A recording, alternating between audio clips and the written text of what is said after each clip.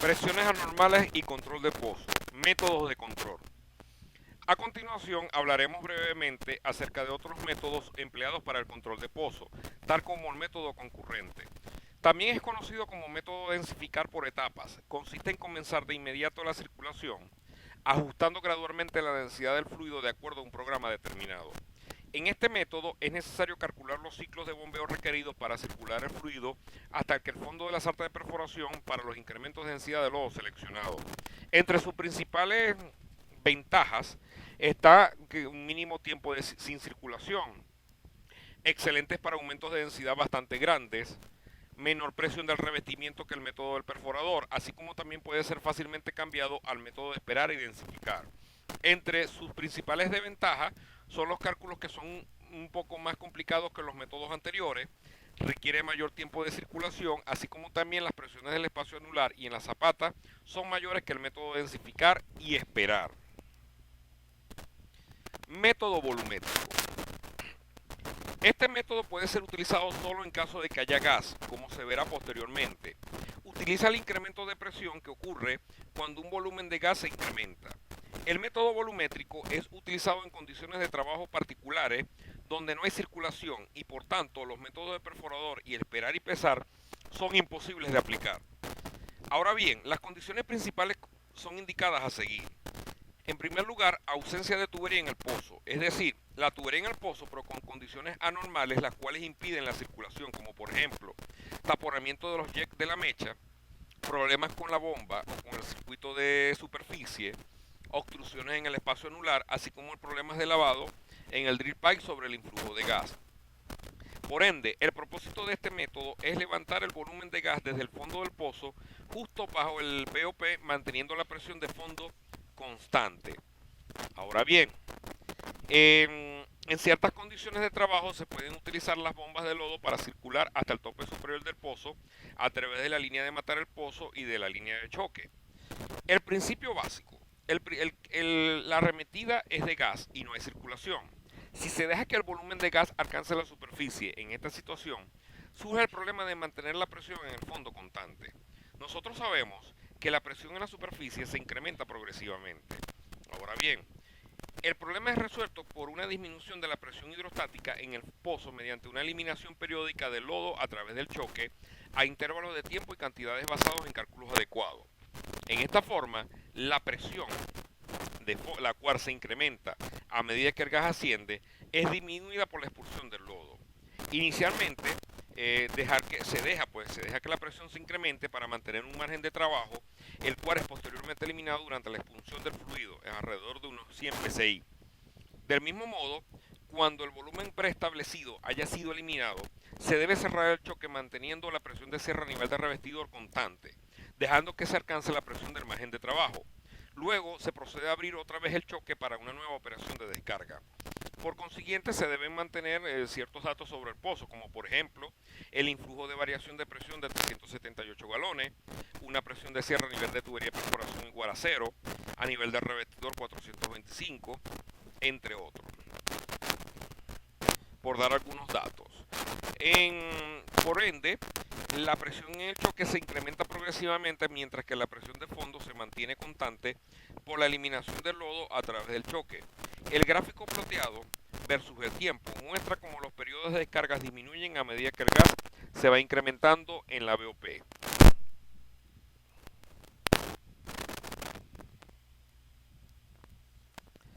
Método de lubricación. El método de lubricación permite expulsar el influjo de gas que se encuentra bajo el BOP, manteniendo la presión de fondo constante. Este es el complemento natural del método volumétrico. En cuanto al procedimiento, debemos indicar que se debe bombear un cierto volumen de lodo a través de la línea de matar el pozo, donde el volumen de lodo a ser bombeado es aquel que nos dará el incremento de presión hidrostática. Ahora bien, si la patada proviene de un pistoneo, se debe bombear fluido de la misma densidad que existe en el pozo.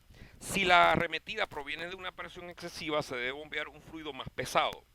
Ahora bien, esperar algunos minutos para que el lodo bombeado pase a través del influjo de gas, donde la presión en la cabeza aumentará de un valor aproximadamente igual a la presión hidrostática del fluido bombeado.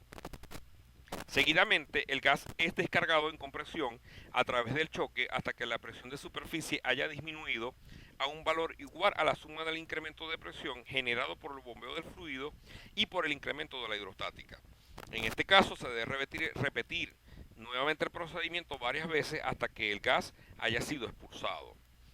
En cuanto al comportamiento de la presión, el método puede realizarse de dos maneras, manteniendo la presión de bombeo constante y manteniendo constante el volumen de lodo bombeado.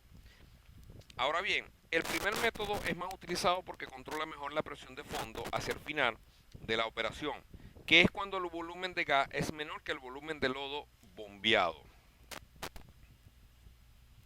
En este caso, en esta gráfica, nosotros podemos observar el mantenimiento de la presión de bombeo constante y en la siguiente el mantenimiento constante donde el volumen de lodo es cuando se bombea lodo. Por consiguiente, el incremento de la presión de fondo es debido a el incremento en la presión hidrostática y el incremento de la presión en el tope superior del pozo, debido a qué? A la compresión del gas. En cuanto al método de stripping o snoobing, en cuanto al principio debemos indicar que el stripping y el snoobing no son realmente métodos, pero son técnicas que hacen que algunos métodos convencionales sean explicados. Consiste en bajar la tubería o levantarla lentamente con el pozo cerrado y manteniendo la presión de fondo constante, es decir, normalmente la sarta es bajada para llevar la mecha debajo del gas. Para evitar el incremento de la presión de fondo, PB, durante el descenso de la tubería, se debe descargar un volumen de fluido igual al de la tubería que está ingresando al pozo. El control es realizado con el tanque de viaje. Ahora bien, la tubería de perforación puede descender por su propio peso, stripping, o forzándola, snoobing, mediante gatos hidráulicos en el piso del equipo. Es importante mencionar que para realizar tales técnicas es necesario montar en la tubería una válvula de una sola dirección, una válvula Gray, para impedir el regreso del lodo al interior de la misma. Por ende, para utilizar tal técnica se debe instalar una válvula Checker, válvula Gray, para evitar el retorno del lodo desde el interior de la tubería. De igual manera, el stripping es hecho con el BOP anular con presiones en la cabeza del pozo que pueden alcanzar hasta 1000 psi. Para mayores presiones se debe utilizar el BOP anular conectado a un BOP de RAN o a un BOP doble RAN, RAN a RAN.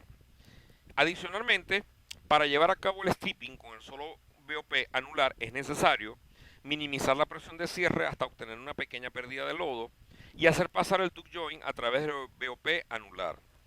Es importante mencionar que el paso del tuck joint debe ocurrir lentamente para permitirle al regulador de presión del BOP anular descargar la presión en exceso, debido al hecho de que el pistón del BOP debe deslizarse hacia abajo. En cuanto al stripping RAN a RAN, para permitir que los tuck joint pasen los RAN, estos deben ser abiertos y cerrados alternativamente, donde durante el viaje se debe descargar lodo a través de los RAN y cuando son cerrados presurizar la sección, donde, en primer término, bajada de la tubería hasta que el tuck joint llegue al BOP cerrado, luego cerramos el BOP en tenaza interior, seguidamente descargamos presión atrapada, luego aperturamos el BOP en tenaza superior y paso tuck joint, aperturamos BOP en tenaza superior y paso de tuck joint, y aperturamos BOP en tenaza inferior y paso tuck joint. En resumidas cuentas, adicionalmente, durante las operaciones de control, podemos encontrarnos algunos problemas, como por ejemplo, taponamiento de los jacks de la broca, liqueo de un jack, lavado en la sarta de perforación, taponamiento repentino de choque y total de choque, bloqueo gradual del choque, pérdida total de circulación, daño en la bomba de lodo y lavado en el choque, donde denotamos según la leyenda el triángulo que indica hacia arriba se nota o denota un incremento agudo, el triángulo negro a la inversa hacia abajo un decremento agudo, un cuadro el resto muchos de los cuadros pueden ser incremento o decremento. Ahora bien, la columna de apertura del choque muestra los ajustes del choque, es decir, bien sea incremento o disminución de la apertura. Para neutralizar el efecto del problema en forma manual, en la columna de análisis se muestra el resultado del ajuste del choque sobre PL y PB y también qué podría suceder si no se realiza ningún ajuste. Por ejemplo, en el WhatsApp o en el lavado del choque, vemos una disminución en la apertura del choque anular, donde se anula la caída de PL y PB que de alguna u otra manera podría ocurrir. En cuanto al taponamiento de los jacks de la broca, el taponamiento de los jacks de la mecha reduce la apertura para el pase de fluido y causa un incremento repentino en la presión de circulación. Esto es debido principalmente a un incremento en la pérdida de carga o caída de presión en los orificios de la mecha. En cuanto al liqueo del jack, la pérdida de uno o más jacks de la mecha deja una gran apertura al flujo con la consecuente disminución de la presión de circulación. En cuanto al lavado de la sarta de perforación, la pérdida de fluido en la sarta de perforación es debido a que algún hoyo algún hoyo da lugar a una disminución lenta y gradual de la presión de circulación debido a la pérdida de presión dentro de la sarta de perforación. Si es que no se interviene, esta situación mantiene la presión de fondo constante. Adicionalmente, la reducción de la apertura del choque para mantener la presión de circulación a los niveles requeridos, como por ejemplo una presión de circulación invariable, un ligero incremento de presión en el choque debido al incremento de pérdida de carga al reducir la apertura de choque, e igualmente el incremento de la presión en el choque, lo cual podría llevar a un incremento de la presión de fondo, con peligro por supuesto de generar. En cuanto al taponamiento repentino y total de choque, una obstrucción repentina del choque interrumpe la circulación, generando un incremento repentino en la presión de circulación y de la presión en el choque, con un consecuente incremento en la presión de fondo. Esta situación es extremadamente peligrosa, la cual se debe parar el bombeo inmediatamente y abrir otra válvula. En cuanto al bloqueo gradual del choque, debemos mencionar que una obstrucción progresiva de choque causa un incremento de presión en el choque y en el drill pipe, de igual intensidad por supuesto, donde el incremento de presión en el choque es debido principalmente al incremento de las pérdidas de carga o caídas de presión a través del choque generadas por la parcial obstrucción, donde la presión de fondo se ve incrementada. En cuanto a la pérdida total de circulación, la pérdida total de circulación da lugar a ¿qué? A una disminución brusca de la presión de circulación, una disminución brusca en la presión en el choque, así como también una disminución brusca del nivel de fluido en las piletas o tanques, de igual manera una disminución brusca en el retorno y como resultado de esto una merma en la presión del revestidor, así como también una disminución brusca de la presión de fondo con el peligro de ingresar los fluidos de la formación al pozo. En cuanto al daño a la bomba de lodo, debemos indicar que en este contexto se entiende por avería una disminución accidental de la capacidad de la bomba con igual número de golpes, lo que hace difícilmente identificable el problema.